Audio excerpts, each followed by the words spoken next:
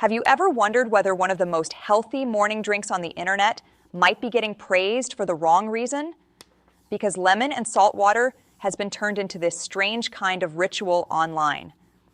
People talk about it like it wakes up your digestion, fixes your hydration, boosts your energy, balances your body, and somehow upgrades your entire morning before breakfast even starts. But the real question is not whether lemon and salt water sounds healthy. The real question is what it is actually doing inside the body, especially first thing in the morning, when your physiology is already shifting fast. And if you like simple, research-based health breakdowns that explain what your body is doing, instead of just repeating trends, subscribe and stay with me for more. Because this topic is a lot more interesting than it looks. Not because lemon water is magical, and not because salt water is automatically dangerous, but because the science behind hydration, stomach acid, blood pressure, electrolytes, and digestion is much more specific than social media usually makes it sound. A lot of people are waking up, squeezing lemon into water, adding a pinch of salt, and assuming more ingredients must mean more benefit. But the body does not work on that kind of logic. It does not look at your glass and think, wow, 2 wellness ingredients, this must be excellent. It responds to chemistry, concentration, timing, and context. And that is where things get surprisingly different from the online story. Now, I want to be careful with the framing right from the start. This is not one of those videos where I take a popular habit and pretend it is either a miracle or a disaster. That kind of content is easy to make, but it is not very useful. What I want to do here is more practical than that. I want to show you what your body actually needs in the morning, what lemon changes, what salt changes, and why the combination is only helpful in certain situations and much less impressive in others. Because once you understand the biology, the whole conversation becomes clearer. And there is one piece of this that most people completely miss. The part that sounds the most scientific in the trend may actually be the part most likely to be misunderstood. We are going to get to that, but first, we need to build the morning physiology from the ground up. The first thing to understand is that waking up already changes your fluid status. You go hours without drinking anything while you sleep. During that time, you are still losing water through breathing and normal body processes. So when you wake up, it makes perfect sense that water feels good. Your body has spent the night without new fluid coming in, and the morning is one of the most natural times to rehydrate. That part is not controversial at all.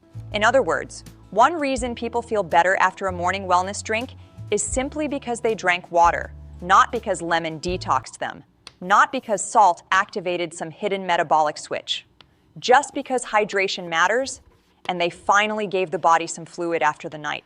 And I think that matters because a lot of health myths begin with a real effect, then get wrapped in a fake explanation.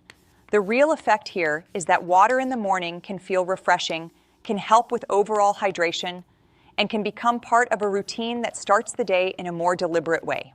But then the internet adds a story on top of that. Suddenly, the lemon is doing 10 things at once. The salt is restoring electrolytes. The whole drink becomes a kind of cure-all. And that is where we need to slow down. So let's separate the drink into parts. Let's start with the lemon. Lemon does change the drink, but not in the way most people imagine. What lemon clearly adds is flavor. That sounds small, but it actually matters. If adding lemon makes someone more likely to drink water consistently, that alone can make the habit more useful. Lemon also adds a little vitamin C and other plant compounds. Not massive amounts, not enough to turn one glass into a nutritional event, but enough to say the lemon is not doing nothing. There is also another detail people find interesting. Lemons contain citric acid, and citrate is relevant in kidney stone discussions because citrate can help reduce stone formation in some contexts. That is one reason lemon sometimes gets mentioned in that area. But now notice what has already happened. We are still in the world of modest, specific effects. Flavor, some vitamin C, some citrate, possibly making water more enjoyable to drink. That is very different from saying lemon water is cleansing your system, melting fat, resetting your gut, or fixing your metabolism. Those claims are where the science starts getting stretched far beyond what the drink is actually doing. And then there is the acid question. A lot of people hear that lemon is acidic and assume that must either be amazingly good for digestion or obviously terrible for the stomach. But again, The body is more nuanced than that. Acid does help break down food, yes. And some people feel fine with lemon water, but that does not mean more acid is always better. And it definitely does not mean everyone responds the same way. If someone is prone to reflux or heartburn, acidic drinks can be one of the things that irritate symptoms. Citrus is one of the common categories people are often told to pay attention to when reflux is part of the picture. Not because lemon is universally bad, but because triggers are real and they are not always identical from one person to another. So already, before we even touch the salt, the story is becoming more careful. Lemon water can be a perfectly reasonable morning drink, but reasonable is not the same as magical. Now let's move to the part that creates the most confusion, the salt. This is where the drink starts sounding more scientific than plain lemon water, because the word electrolytes enters the conversation. And once people hear electrolytes, the drink suddenly feels upgraded. It sounds athletic, functional, advanced. Like you are not just drinking water anymore, you are doing hydration correctly. But here is the surprising part. For most people, on most normal mornings, plain water is enough. That is the part that gets lost. Your body does need electrolytes. Sodium is one of them. Sodium matters for fluid balance, nerve signaling, muscle function, and circulation. No question. But needing some sodium in the body is not the same as needing added salt in your morning glass. Those are not the same statement. And the difference matters because most people are not waking up sodium depleted. In many countries, people already consume more sodium than recommended across the day. Not a little more. Often much more. And when sodium intake climbs too high over time, blood pressure risk goes up with it. That is one of the clearest and most consistent nutrition patterns we know. So if someone hears electrolytes are important and translates that into, I should add salt to my water every morning, that leap may not be helping them at all. Because the body does not reward random extra sodium just because it arrived in a wellness glass instead of a packaged snack. And this is where the online conversation becomes really misleading. People talk about salt water like it is a shortcut to better hydration. But the real science of faster fluid absorption is more specific than just adding salt. In true oral rehydration science, what makes the system work is not sodium alone. It is a precise relationship between sodium and glucose that helps the small intestine pull water in more effectively. That is why properly formulated oral rehydration solutions exist. They are not just salty water. They are designed around a transport mechanism. That is a huge distinction because a lot of people online are casually recreating the language of medical rehydration without actually understanding the mechanism behind it. Salt by itself is not some universal hydration hack, and random homemade mixtures are not automatically equivalent to actual oral rehydration formulas. That does not mean a pinch of salt in water is always harmful. It means the logic people use to justify it is often sloppy. The issue is not, does sodium matter? The issue is, do you personally need more sodium in that moment, in that form, in that amount? That is a much better question. Now, there are situations where extra electrolytes can make more sense. If someone has been sweating heavily for a long time, training hard, losing fluid through vomiting or diarrhea, or dealing with a situation where electrolyte depletion is more realistic, then the hydration conversation changes. That is when fluids with electrolytes can become more relevant. But that is not the same as the average person waking up in a climate-controlled bedroom after a normal night of sleep and deciding their body urgently needs salted lemon water before anything else. Those are two very different scenarios. And when those scenarios get blurred together, people start borrowing tools from one context and applying them to another without asking whether the body actually needs it. Now, I want to go one layer deeper because this is where the drink becomes much more interesting. What does your body actually seem to like first thing in the morning?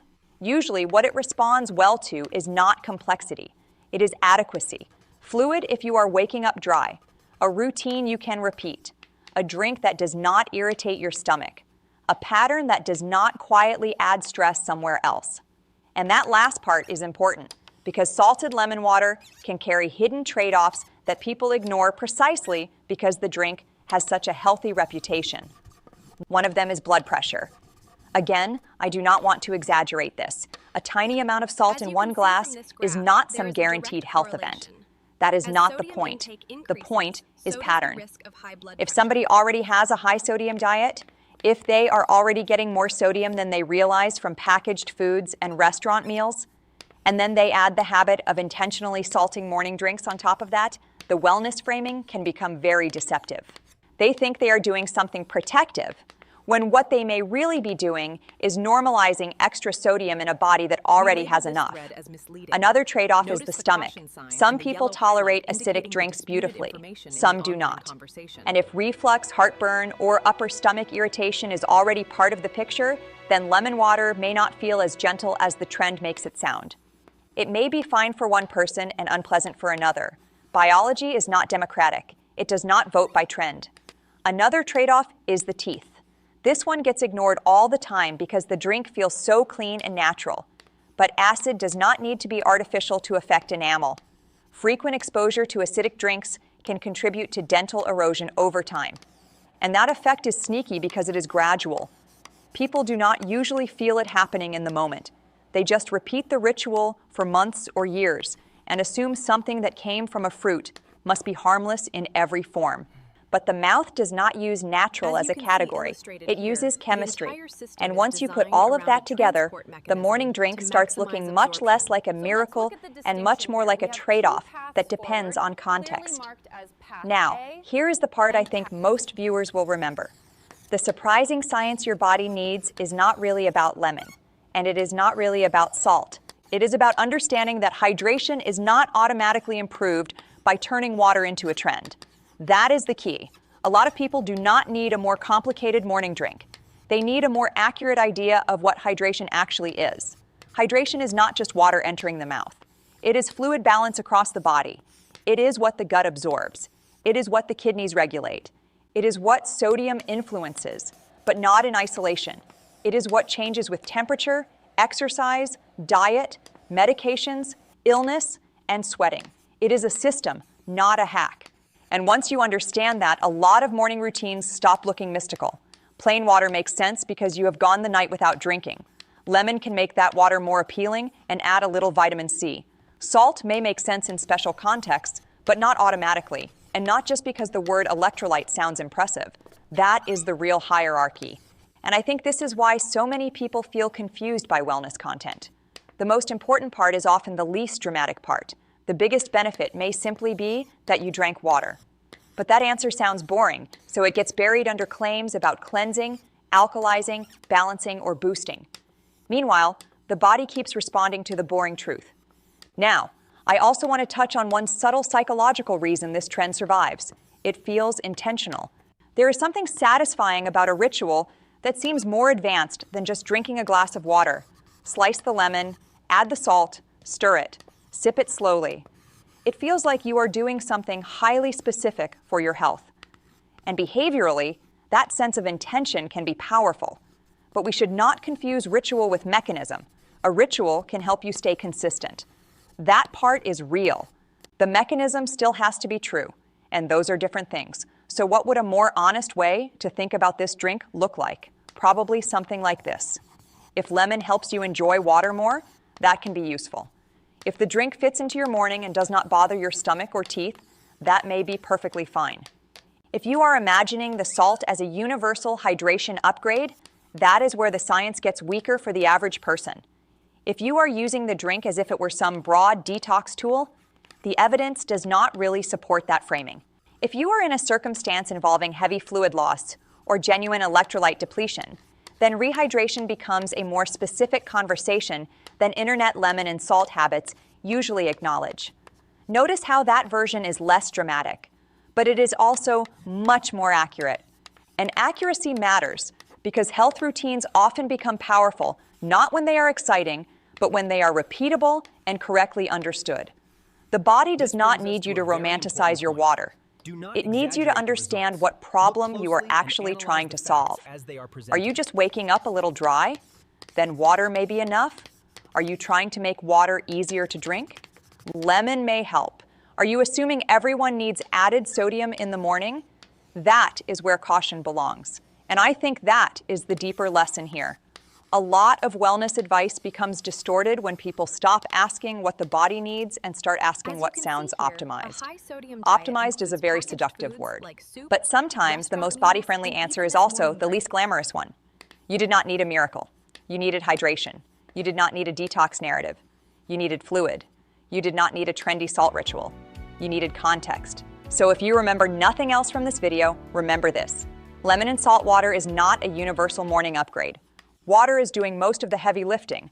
Lemon may add some modest benefits and flavor, and salt only makes real physiological sense in certain situations, not as an automatic rule for everybody. That is the surprising science. Not that the drink is secretly terrible, not that it is secretly magical, but that your body is a lot more precise than the trend. And that precision is what gets lost when every routine is marketed like a shortcut. So if this video helped you see this habit a little more clearly, make sure to subscribe to the channel. And if you want, leave a comment telling me which part surprised you most, the lemon, the salt, or the fact that plain water may have been the main benefit all along. Thanks for watching, and I'll see you in the next video.